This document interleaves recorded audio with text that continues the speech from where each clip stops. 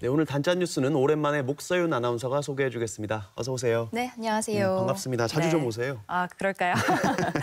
오늘 단짠 뉴스 어떤 내용인가요? 네, 오늘 단짠 뉴스 첫 번째 키워드는요. 피보다 진한 사랑입니다.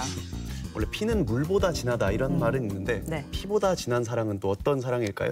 오늘 뉴스의 주인공은 완주군 농업기술센터에서 근무하는 이루리 농촌 지도사인데요. 네. 이 지도사가 조혈모 세포를 기증해서 백혈병 환자들에게 새 생명을 줬다는 기사입니다. 헌혈 이야기네요. 예. 사실 요즘 코로나 문제도 있고 해서 헌혈하는 사람들이 감소하다 보니까 혈액 수급에 차질이 있다 이런 소식 들었거든요. 네. 굉장히 반가운 소식인데 그런데 조혈모 세포라는 건 뭐죠? 네, 조혈모 세포는 쉽게 말해서 우리가 흔히 말하는 골수 이식인 겁니다. 백혈병 환자를 비롯해서 혈액암 환자들에게 희망의 생명줄이라고 불릴 만큼 최고 또 최선의 치료 방법인 겁니다.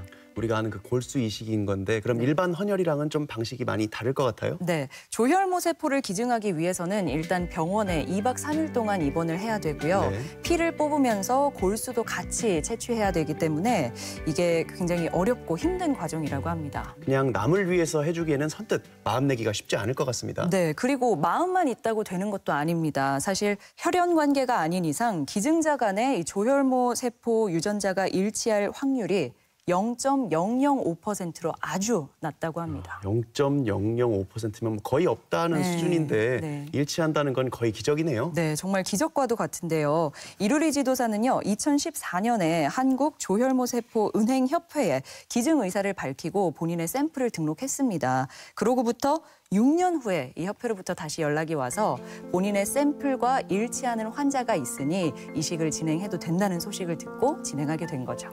6년 만에 이식이라 정말 대단한 일입니다. 진짜 피보다 더 진한 사랑이네요. 네. 그 이루리 주무관과 또 기증받은 환자 모두 건강하시길 바라겠고요. 예. 네, 두 번째 단짠 뉴스 소개해 주세요. 네, 두 번째 키워드는 스마트하지 않은 방송입니다.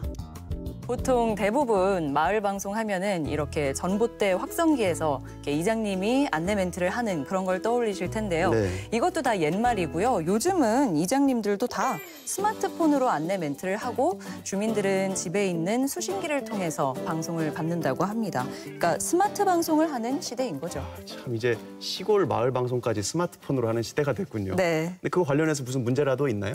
그러니까 기존의 마을 앰프 방식은 기계도 노후화되기 쉽고 고장도 잦고 또 소음을 유발한다는 단점이 있거든요. 네. 그래서 지금 추세가 스마트 방송으로 바꾸는 건데 남원시가 이 스마트 방송 대신 기존의 마을 앰프 방식을 고집하면서 예산을 집행하려고 해서 빈축을 사고 있습니다. 그래서 스마트하지 않은 방송이라고 하는 거군요. 네. 근데 사실 마을마다 각자 사정에 맞춰서 방송하면 되지 굳이 옛날 방식 못하게 할 건 없지 않나요? 그렇죠. 근데 이 기존의 앰프 방식과 스마트 방송은 일단 예산에서 큰 차이가 있거든요. 일단 이미 이 스마트 방송을 실시하고 있는 충남 보령군의 사례를 보면요.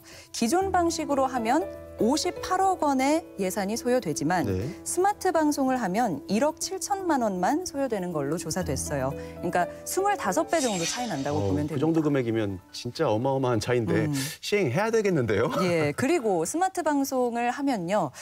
중요한 안내를 좀 녹음해뒀다가 나중에 다시 들을 수도 있거든요. 그래서 기능 면에서도 더 편리하기 때문에 옛날 방식을 할 필요도 없고 또 지금 지자체에서도 시행을 하면서 아주 반응이 크다고 합니다. 그래요.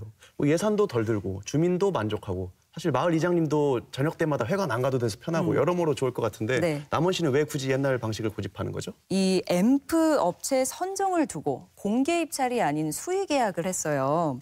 그래서 특정 업체와 계약을 하기 위해서 수의 계약을 한 것 아니냐는 의혹까지 나오고 있습니다. 수의 계약을 마음대로 할 수는 없는 건데 남원시가 뭔가 이유를 내세울 것 같습니다. 네, 남원시 관계자는요. 전북 도내 조달청에 등록된 마을 방송장치 업체가 단 한 곳밖에 없어서 공개 입찰을 할 수 없었다라고 답변을 했는데요. 그래서 남원의 한 인터넷 신문사에서 조사를 해보니까 두 곳의 업체가 조달청 나라장터에 등록된 것으로 나타났습니다. 또 경찰은 이 문제와 관련해서 지금 수사에 착수한 것으로 전해졌고요. 다른 지자체는 다 스마트 방송으로 바꾸는 분위기인데 굳이 예산도 더 많이 들여가면서 옛날 방식을 고집하고 사업자 선정 문제 관련해서도 거짓말을 한 게 드러났고 이 문제와 관련해서는 좀 한치의 의심이나 의혹도 없이 명명백백하게 진상이 규명돼야 될 것 같네요. 네, 오늘 단짠 뉴스 전해준 목서윤 아나운서였습니다. 고맙습니다. 네, 고맙습니다.